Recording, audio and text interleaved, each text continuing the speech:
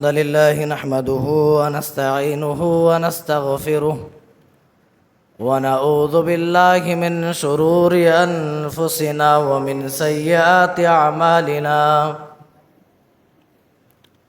من يهد الله فلا مضل له ومن يضلله فلا هادي له وأشهد أن لا إله إلا الله وحده لا شريك له وأشهد أن محمدًا عبده ورسوله أما بعد فإن خير الحديث كتاب الله وخير الهدي هدي محمد صلى الله عليه وسلم وشر الأمور محدثاتها وكل محدثة بدعة وكل بدعة ضلالة وكل ضلالة في النار فأعوذ بالله السميع العليم من الشيطان الرجيم بسم الله الرحمن الرحيم كلا إذا بلغت التراقي وقيل من راق وظن أنه الفراق قال النبي صلى الله تعالى عليه وسلم اکثروا ذکر ہاضم اللذات یعنی الموت۔ حاضرین جمعہ، دوستوں، بزرگوں، اسلامی بھائیوں اور ہماری مائیں اور بہنیں،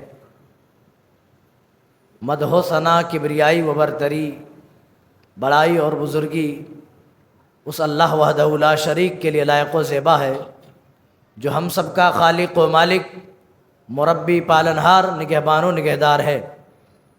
بعدہ انگنت درود و سلام نازل ہوں اللہ کے تمام بھیجے گئے انبیاء و رسول پر، خصوصاً بالخصوص احمد مجتبیٰ محمد مصطفیٰ صلی اللہ تعالی علیہ وسلم پر، جن کے ذریعے اللہ تعالیٰ نے ہمیں اور آپ کو سب سے بڑی دولت، ایمان کی دولت نصیب فرمائی۔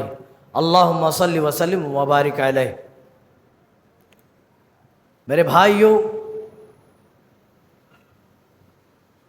اس پرآشائش زندگی کے بعد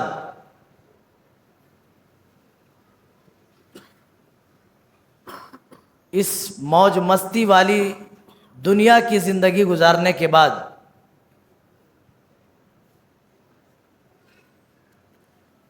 ہم ایسی زندگی کے مرحلے میں داخل ہونے والے ہیں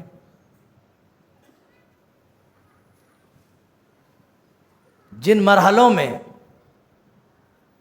انتہائی تکلیف، انتہائی رنج اور بہت زیادہ مصیبتیں ہیں۔ دنیا میں جتنے بھی مصائب و آلام ہیں، آنے والے جو مراحل ہیں ان میں یہ مصائب و آلام کہیں زیادہ بڑھنے والے ہیں۔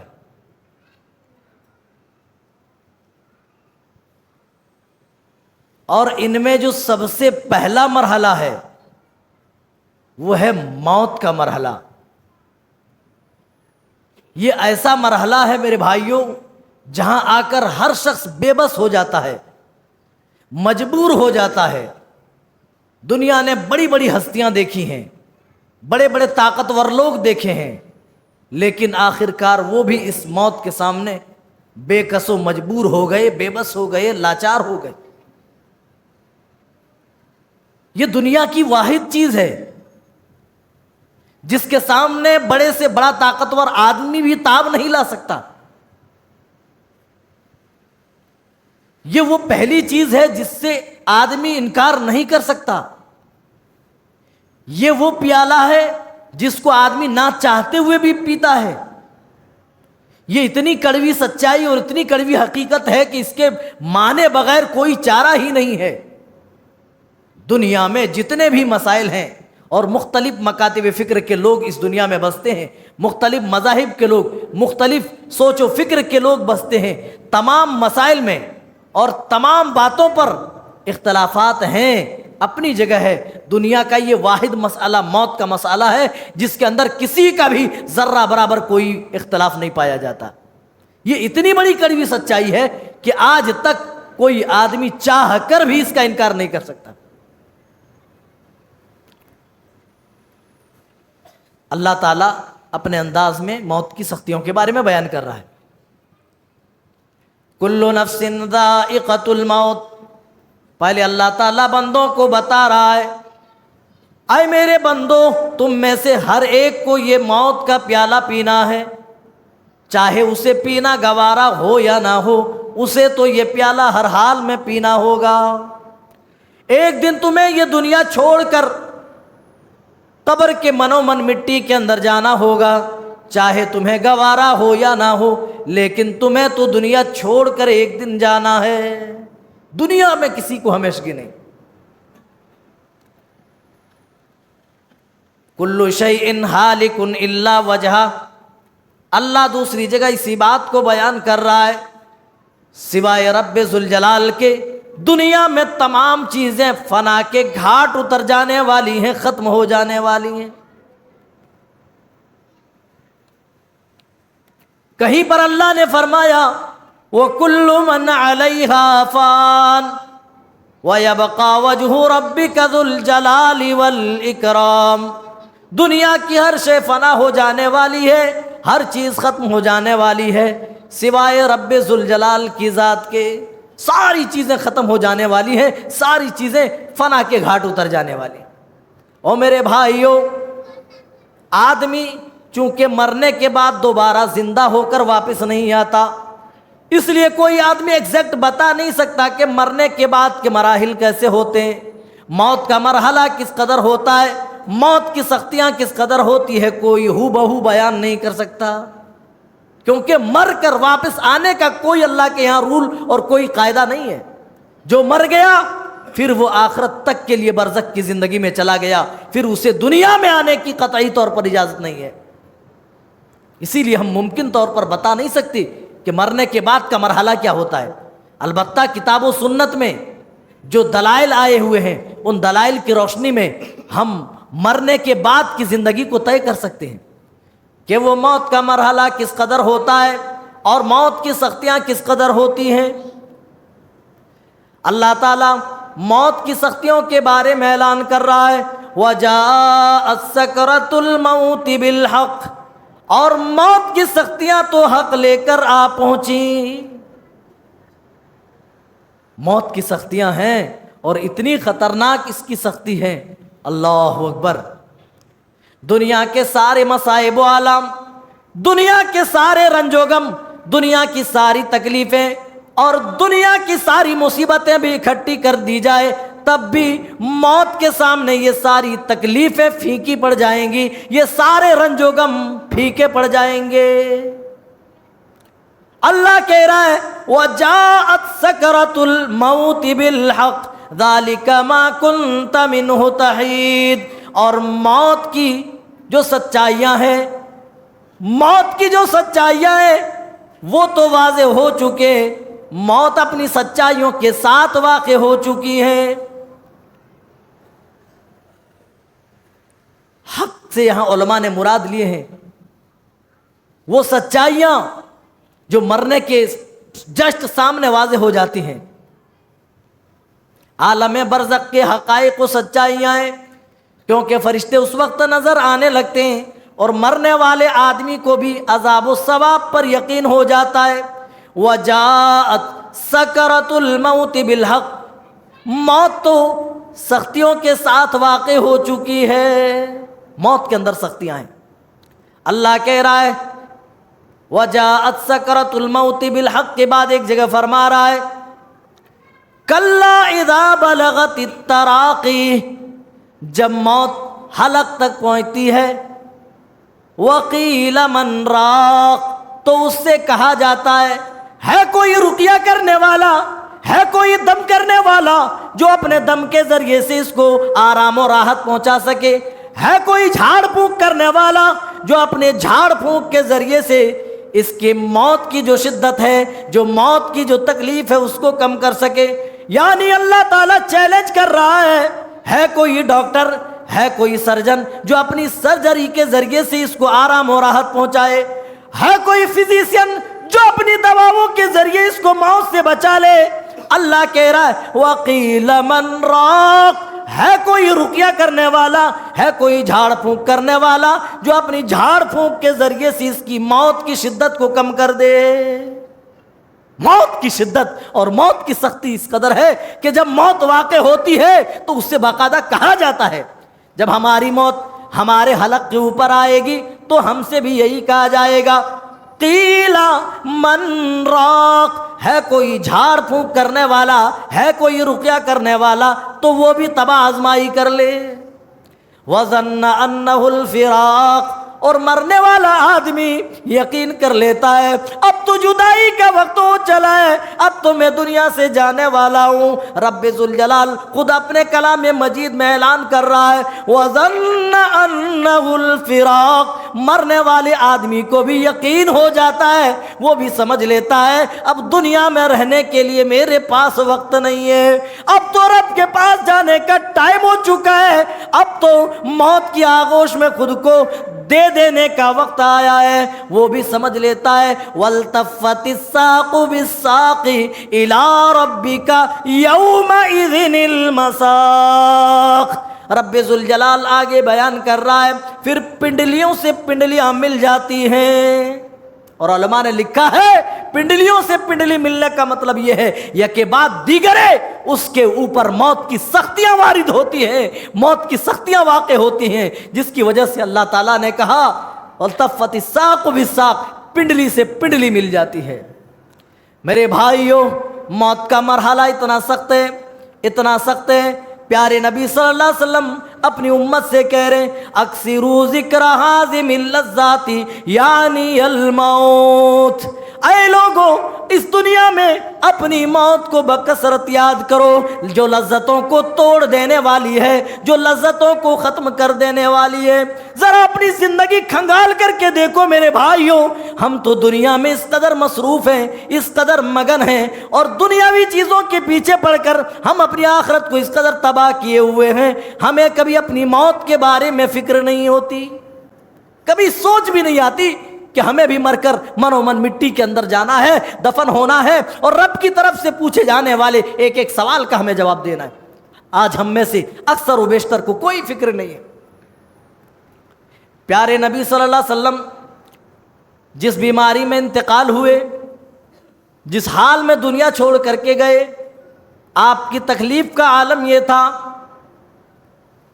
صحابہ بیان کرتے ہیں کہ آپ کے سامنے ایک برتن رکھا ہوا تھا پانی کا، بار بار آپ اس میں اپنا ہاتھ ڈال رہے تھے اور اپنے چہرے پر ملتے تھے اور کہتے تھے ان للموت لسکرات، اے لوگوں موت کی بڑی سختیاں ہیں، موت کی بڑی سختیاں ہیں۔ اما عائشہ بیان فرماتی ہے کہ پیارے نبی صلی اللہ علیہ وسلم موت کے آخری مرحلے میں جب پہنچے تو کبھی آپ اپنی چادر اپنے چہرے پہ ڈالتے تھے، کبھی چادر ہٹاتے تھے، کبھی چادر ڈالتے تھے، کبھی چادر ہٹاتے تھے، اور یہی کہتے جاتے تھے ان للموت لسکرات، اے لوگوں موت کی بڑی سختیاں ہیں، او لوگوں موت کی بڑی سختیاں ہیں۔ پیارے نبی صلی اللہ علیہ وسلم جو سب سے اعلیٰ، جو سب سے عرفہ، جو سب سے افضل ہے، وہ موت کی سختی سے نہیں بچ پا رہے ہیں۔ حضرت فاطمہ الزہرا جب اپنے باپ کے اوپر موت کی سختی دیکھتی ہے تو بے اختیار وہ رو پڑتی ہے، بے اختیار وہ چلا پڑتی ہے۔ صحیح بخاری میں امام بخاری نے ان کے رونے اور شکوہ کرنے کے الفاظ کو اپنی کتاب میں جگہ دی ہے، کہنے لگی واہ کربا بتا، ہائے میرے ابو جان آپ کے اوپر یہ کیسی تکلیفیں ہیں، یہ کیسے رنج ہیں، یہ کیسے رنج و آلام ہیں، یہ کیسی مصیبتیں ہیں، اے میرے ابو جان آپ کے اوپر یہ تکلیفیں مجھ سے دیکھی نہیں جاتی۔ واہ کربا بتا، ہائے میرے ابو کی تکلیف۔ اللہ کے رسول فرماتے ہیں اے میری بیٹی فاطمہ لیس علی ابیکی کرب بعد اليوم، اے میری بیٹی فاطمہ آج کے بعد تیرے باپ پر کوئی تکلیف نہیں آئے گی، یہ آخری تکلیف ہے۔ لیس علی ابیکی کرب بعد اليوم۔ حضرت انس فرماتے ہیں جب پیارے نبی صلی اللہ علیہ وسلم کا انتقال ہو چکا، آپ کی روح پرواز ہو چکی۔ فاطمہ الزہرا شکوہ کرتے ہوئے چند الفاظ کہتی ہیں، امام بخاری ان الفاظ کو بھی اپنی کتاب صحیح بخاری میں جگہ دیتے ہیں۔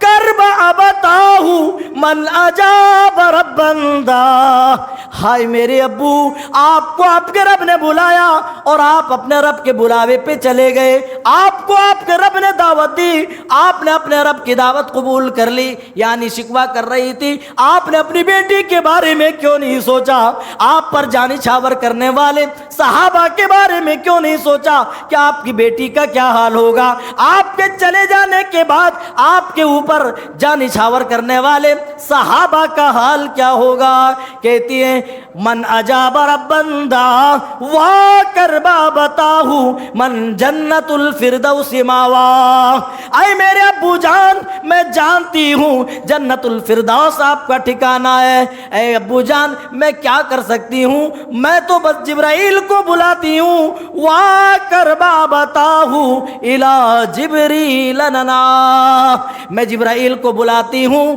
اور میں منع کر دیتی ہوں کہ اے جبرائیل اب قرآن لے کر نہ آنا، اب وحی لے کر نہ آنا، کیونکہ اب صاحب قرآن اس دنیا میں باقی نہیں رہے، وہ دنیا چھوڑ کر چلے گئے، وہ اللہ کو پیارے ہو گئے، انہوں نے اللہ کے بلاوے پر انہوں نے لبیک کہہ دیا، اللہ کی دعوت پر وہ چلے گئے، میں جبرائیل کو بلاتی ہوں اور میں منع کر دیتی ہوں کہ اے جبرائیل اب قرآن لے کر کے نہ آنا، کیونکہ صاحب قرآن اب اس دنیا میں نہیں رہے۔ میرے بھائیوں، آخر فاطمہ الزہرا کی زبان پر یہ الفاظ کیوں آئے؟ اس لیے کہ پیارے نبی صلی اللہ علیہ وسلم کو موت کی شدت میں دیکھا، موت کی تکلیف میں دیکھا۔ میرے بھائیوں، موت کی تکلیفیں ہیں، موت کے اندر سختیاں ہیں، اسی لیے موت کی سختیوں سے بچنے کے لیے ہمیشہ دعائیں کرو، اللہ اس کی سختیاں آسان فرما، اس طرح کے الفاظ کہنے چاہیے۔ میرے بھائیوں، بڑے اختصار کے ساتھ آگے بڑھتے ہیں۔ حضرت عمر بن عاص رضی اللہ تعالیٰ عنہ بڑے مشہور صحابی ہیں، یہ وہ صحابی ہیں میرے بھائیوں جن کے گھوڑوں کے ٹاپوں سے بڑے بڑے ممالک فتح ہوئے، بڑے بڑے ممالک، اور یہ ملک شام کے گورنر بھی بنے۔ جانتے ہو یہ کیا کہا کرتے تھے موت کے بارے میں؟ کہتے تھے مجھے ان لوگوں پر بڑا تعجب ہوتا ہے جو موت کے وقت اپنے ہوش و حواس میں ہوتے ہیں، پھر بھی ہمیں بتا کر نہیں جاتے کہ موت کے وقت آخر ان پر کیا بیت رہی ہوتی ہے۔ ہمیں ان لوگوں پر تعجب ہوتا ہے جو ہوش و حواس میں ہونے کے باوجود بھی ہمیں باخبر نہیں کرتے، ہمیں بتا کر نہیں جاتے کہ موت کی کیا سختیاں ہیں۔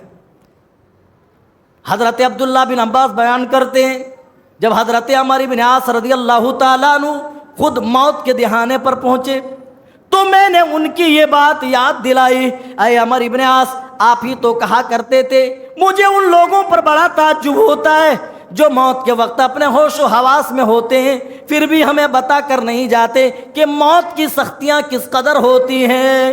اے عمر بن عاص، آج آپ موت کے آغوش میں ہیں، موت کے وقت ہیں، عالم نزا میں ہیں، آپ بتا دیجئے موت کی سختی کیا ہے، موت کی سختی کس قدر ہے، آپ کے اوپر کون کون سی چیزیں طاری ہو رہی ہیں، ذرا ہمیں بھی باخبر کر دیجئے۔ آپ تو ہمیشہ ان لوگوں پر تعجب کیا کرتے تھے؟ کہنے لگے اے عبداللہ، ایک لمبی اور ٹھنڈی سانس لینے کے بعد فرمایا موت کی شدت، ان تکلیفوں کی شدت بیان کرنا یہ میرے بس کی بات نہیں ہے، یہ تو ناقابل بیان ہے، بس اتنا سمجھ لو کہ ایسا لگ رہا ہے جیسے آسمان زمین کے اوپر دھام سے گر چکا ہے۔ آسمان اگر زمین پر گر جائے زمین کی حالت کیا ہوگی؟ میرے بھائیوں آپ اپنے اعتبار سے سوچ سکتے ہیں، آسمان زمین پر گرے تو زمین کا حال کیا ہوگا۔ حضرت عمر بن عاص کہہ رہے ہیں ایسا لگ رہا ہے جیسے آسمان زمین پر ٹوٹ چکا ہے، گر چکا ہے، اور ان دونوں کے درمیان میں پستا چلا جا رہا ہوں۔ اے عبداللہ بن عباس، مجھے ایسا لگ رہا ہے جیسے میرے سر کے اوپر کوئی بھاری سا پہاڑ رکھ دیا گیا ہے۔ ہم کوئی بھاری سامان اپنے سر کے اوپر اٹھاتے ہیں تو ایسا لگتا ہے کہ گردن کی ہڈی اب نہ تب ٹوٹ جائے، بتاؤ اگر سر پر پہاڑ رکھ دیا جائے گردن کی کیفیت کیا ہوگی، سر میں جو بوجھل محسوس ہوگی اس کی کیفیت کیا ہوگی۔ حضرت عمر ابن عاص کہتے ہیں ایسا لگ رہا ہے موت کے اس دہانے میں پہنچ کر، موت کے اس عالم میں پہنچ کر، جیسے میرے سر کے اوپر ایک مضبوط ایک بڑا پہاڑ رکھ دیا گیا ہے۔ پھر آگے بیان کرتے ہیں ایسا لگ رہا ہے جیسے میرے پیٹ کے اندر کھجور کے کانٹے ڈال دیے گئے ہیں۔ اے عبداللہ ابن عباس ایسا لگ رہا ہے میری سانسیں اس طرح گھٹ رہی ہیں جیسے سوئی کے ناکے سے میری سانسیں گزر رہی ہیں۔ لوگوں ذرا غور کرو، سوئی کے ناکے سے ایسا لگ رہا ہے کہ میری سانس گزر رہی ہے۔ اس موت کے بارے میں ہم نے کبھی نہیں سوچا، ہم تو سمجھتے ہیں کہ بس جو ہے دنیا میں ہے، کھا لو پی لو مر جاؤ، آگے پیچھے کچھ نہیں ہے۔ میرے بھائیوں جانتے ہو بڑے بڑے ہم سے جو نیکی اور تقوی کے معاملے میں ٹھیک ٹھاک تھے، جو آگے تھے، وہ تمام ہم سے جو نیکی اور تقوی کے معاملے میں پیش رہتے تھے، وہ لوگ کیا دعا کرتے تھے؟ اللہم ہون علی الموت۔ حضرت عبداللہ ابن مبارک اور حضرت عمر ابن عبدالعزیز اور دوسرے دیگر صحابہ و تابعین ہمیشہ یہ دعا کیا کرتے تھے۔ اتنی بڑی بڑی انہیں دنیا میں پوسٹ ملی، اتنی بڑی بڑی انہیں عزتیں ملی، اس کے باوجود انہوں نے کبھی اپنی موت کو فراموش نہیں کیا، اپنی موت سے بے خبر نہیں رہے۔ حضرت عمر بن عبدالعزیز اتنے بڑے، اللہ اکبر، اتنے بڑے حاکم، دنیا آج بھی ان کی حکومت کی مثال دیتی ہے، اس کے باوجود آخرت کی فکر اور موت سے اس قدر خود کو لگا کے رکھے ہوئے ہیں، ہمیشہ دعا کرتے تھے کیا؟ اللہم ہون علی الموت، اے اللہ تو ہمارے اوپر موت کی سختی آسان فرما۔ اس ماہ مقدس میں بھی ہم نے دعا کرتے ہوئے یہ دعا مانگی ہے، اے اللہ ہمارے اوپر موت کی سختی آسان فرما۔ ہر وقت دعا کرو اس ماہ مبارک میں، اے اللہ موت تو آنی ہی آنی ہے، اس موت سے تو ہم نہیں بچ سکتے، لیکن اللہ اس موت کے اندر جو تکلیفیں ہیں، جو شدتیں ہیں، اے اللہ ان شدتوں سے، ان موت کی تکلیفوں سے، اے اللہ تو ان تکلیفوں میں تھوڑی آسانی کر دینا، اے اللہ موت کی سختیوں میں تھوڑی آسانی کر دینا، جس طرح ہمارے اسلاف دعا کیا کرتے تھے ہم بھی دعا کریں۔ اور میرے بھائیوں آخر میں چلتے چلاتے ایک میں صحابی کا قول آپ کے سامنے رکھ کر بات ختم کروں۔ حضرت شداد ابن اوس، یہ بڑے جلیل القدر صحابی ہیں، کہتے ہیں اللہ کی قسم کھا کر لوگوں کو اعتبار دلاتے ہیں کہ دنیا و آخرت میں جتنے بھی مراحل ہیں، جتنی بھی تکلیف دہ چیزیں ہیں، ان تمام تکلیف دہ چیزوں سے زیادہ، ان تمام کٹھن مراحل سے زیادہ، سب سے زیادہ کٹھن مرحلہ موت کا مرحلہ ہے۔ اور یہ ایسا مرحلہ ہے، یہ تو آریوں کے چیر دینے سے بھی زیادہ اذیتناک ہے، اور یہ کینچیوں کے کاٹنے سے زیادہ تکلیف دے، اور ہانڈیوں میں ابال دینے سے بھی زیادہ خطرناک ہے۔ کون کہہ رہے ہیں؟ حضرت شداد ابن اوس جیسے جلیل القدر صحابی کہہ رہے ہیں کہ موت کی سختی آری کے چیرنے سے زیادہ اذیتناک، کینچی سے کسی کو کاٹا جائے، جسم کے انگ انگ کاٹ دیے جائیں، جو تکلیف ہوگی اس سے کہیں زیادہ تکلیف موت کی تکلیف ہوگی۔ اور کہا کسی کو اگر ہنڈیوں میں ابال دیا جائے، جس طرح بریانی بناتے ہو، گوشت ابالتے ہو پانی میں، جس طرح فرائی کرتے ہو، کہا جا رہا ہے برتن میں کسی کو ڈال کر ابال دیا جائے، کوکر میں پریشر ڈال کر کے ابال دیا جائے، اس کو پکا دیا جائے، تو اتنی تکلیف نہیں ہوگی جتنی تکلیف موت کے وقت ہوتی ہے۔ میرے بھائیوں اب ذرا جھانکیں، ہم دیکھیں کیا اس موت کے لیے، اس موت کی سختی کے لیے ہم نے رب سے دعا کی ہے؟ نہیں کی ہے۔ مرنا تو ہر حال میں ہے میرے بھائیوں، رب نے ہر جگہ اعلان کر رکھا ہے پورے قرآن میں، اور اللہ کا اصول یہی ہے، اللہ خود کہہ رہا ہے وَمَا جَعَلْنَا لِبَشَرٍ مِّن قَبْلِكَ الْخُلْدَ أَفَإِن مِّتَّ فَهُمُ الْخَالِدُونَ۔ اے میرے محبوب صلی اللہ علیہ وسلم، ہم نے آج تک جتنے بھی انسان اس دنیا میں پیدا کیے، ہم نے کسی کو ہمیشگی نہیں دی۔ جو بھی آیا دنیا میں وہ جانے کے لیے آیا ہے، آپ بھی ایک دن چلے جائیں گے۔ اور یاد رکھیے اگر آپ دنیا سے چلے گئے تو کیا آپ کے اوپر آوازیں کسنے والے لوگ باقی رہیں گے؟ آپ کی دعوت پر آواز اٹھانے والے، آپ کے پیچھے آواز کسنے والے لوگ دنیا میں باقی رہیں گے؟ نہیں نہیں، ہم نے کسی کو دنیا میں ہمیشگی نہیں دی۔ اللہ فرما رہا ہے اینما تکونوا، کہاں جا رہے ہو؟ کہیں بھی چلے جاؤ، امریکہ ہو، جاپان ہو، یورپ ہو، سوڈان ہو، کہیں بھی چلے جاؤ، اینما تکونوا یدرککم الموت، او میرے بندو موت تمہارا ادراک کر لے گی، موت تمہیں پا لے گی۔ اللہ کہہ رہا وَلَوْ كُنْتُمْ فِي بُرُوجٍ مُشَيَّدَةٍ، اگرچہ تم اپنے آپ کو مضبوط قلعوں میں محصور کیوں نہ کر لو، مضبوط قلعوں میں بند کیوں نہ کر لو، موت وہاں بھی پہنچ جائے گی۔ اور ایک جگہ اللہ تعالیٰ نے سورہ جمعہ میں فرمایا قُلْ إِنَّ الْمَوْتَ الَّذِي تَفِرُّونَ مِنْهُ۔ اللہ کے بیان کرنے کا انداز تو دیکھو میرے بھائی، جب قیامت کی بات آئے اس کا انداز الگ ہو جائے، جب موت کی بات آئے اس کا انداز الگ ہو جائے۔ قُلْ إِنَّ الْمَوْتَ الَّذِي تَفِرُّونَ مِنْهُ فَإِنَّهُ مُلَاقِيكُمْ۔ اللہ کہہ رہا ہے او میرے بندو تم جس موت سے بھاگتے ہو، اللہ کہہ رہا تفرون منہ فإنہ ملاقیکم، وہ موت تو چل کر خود تم سے ملاقات کرنے والی ہے۔ ملاقات کیسے ہوتی ہے؟ ہم نے آپ پر فون سے بات کی، فون پر بات کی، یہ ملاقات نہیں ہے۔ ایک طرح کی لقاء کہہ سکتے ہیں کہ ہاں ایک طرح ملاقات ہے، لیکن وہ ملاقات نہیں ہے جب ایک ملاقات کرنے والا دوسرے سے ملاقات کرتا ہے، سلام کرتا ہے، مصافحہ کرتا ہے، بعض دفعہ گلے بھی ملتا ہے، اس کو کہتے ہیں ملاقات۔ جس طرح ہم سلام کر کے مصافحہ کرتے ہیں، کتنے نزدیک آ جاتے ہیں، کتنے قریب آ جاتے ہیں، اللہ کہہ رہا ہے موت تو اس سے بھی زیادہ قریب جا کر کے تم سے ملنے والی ہے، تم سے ملاقات کرنے والی ہے۔ وہ لوگوں، پیارے نبی صلی اللہ علیہ وسلم اس موت کی فکر ہمیشہ کیا کرتے تھے اور اپنے صحابہ کو اس موت کی فکر کی تعلیم دیا کرتے تھے۔ دنیا سے آخر کار تمہیں جانا ہے، آخر کار من و من مٹی کے اندر مدفون ہونا ہے۔ کیا آپ نے ابن ماجہ کی وہ صحیح روایت آپ کی نظر سے نہیں گزری؟ پیارے نبی صلی اللہ علیہ وسلم ایک انصاری کے جنازے میں ہیں، آپ کے ساتھ صحابہ بیٹھے ہوئے ہیں، صحابہ ہیں، آپ رونا شروع کر دیتے ہیں۔ صحابہ پوچھتے ہیں اللہ کے رسول رونے کی وجہ کیا ہے؟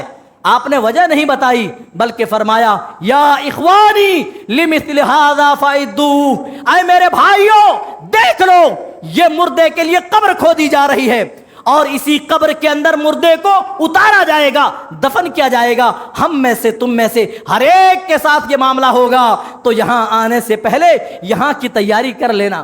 پیارے نبی صلی اللہ علیہ وسلم اپنے صحابہ کو بتانے والے کون ہیں؟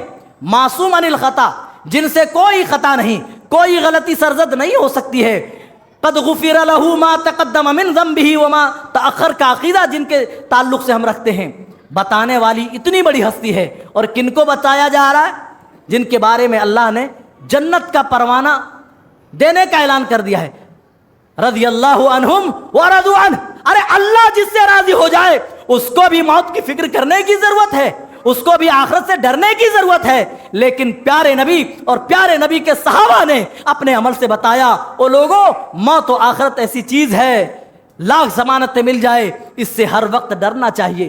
نبی کے صحابہ کی جیب میں جنت کی ٹکٹ پڑی ہوئی ہے، اس کے باوجود بھی نبی کو روتا دیکھ کر زار و قطار رونا شروع ہو گئے۔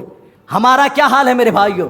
ہم دنیا میں اس طرح بزی ہو گئے، اس طرح مست ہو گئے، ہم تو قبرستان جیسی جگہ میں جانے کے بعد بھی نہیں خود کو سدھارتے اور ہمارا دل نہیں پگھلتا۔ قبر کی بوسیدہ ہڈیاں دیکھنے کے بعد، مردوں کو دفنانے کے بعد، کسی کی نماز جنازہ پڑھنے کے بعد اور قبرستان جیسی عبرتناک جگہ پر جانے کے بعد بھی اگر ہمارے تمہارے دلوں کی دنیا نہ بدلے تو اللہ کی قسم یہ دل بڑا سخت ہو چکا ہے۔ میرے بھائیوں اس سختی کا ایک ہی علاج ہے، اللہ کہہ رہا ہے الا بذکر اللہ تطمئن القلوب، تمہارے دل سخت ہو چکے تو اپنے قلوب کا تم علاج کرو اللہ کے ذکر کے ساتھ، مسجدوں سے رشتہ جوڑو، قرآن پاک کو اپنا اوڑھنا بچھونا بنا لو، اس کی تلاوت کرو، نمازیں پڑھو، ذکر و اذکار کرو، اس کے ذریعے سے اپنے دل کے اوپر لگے میل کچیل کو دھو لو، تبھی تمہارے دل کے تالے کھلیں گے۔ ورنہ اللہ کی قسم یہ دل پر لگنے والے تالے اس قدر ہیں کہ موت کی سختیاں دیکھنے کے بعد بھی تمہارے دل پر کچھ احساس ہونے والا نہیں، قبر کی بوسیدہ ہڈیاں دیکھنے کے بعد بھی تمہارے دل کی دنیا بدلنے والی نہیں، قبرستان جیسی عبرتناک جگہ پر جانے کے بعد بھی تمہارے اندر کوئی حرکت نہیں ہو سکتی ہے۔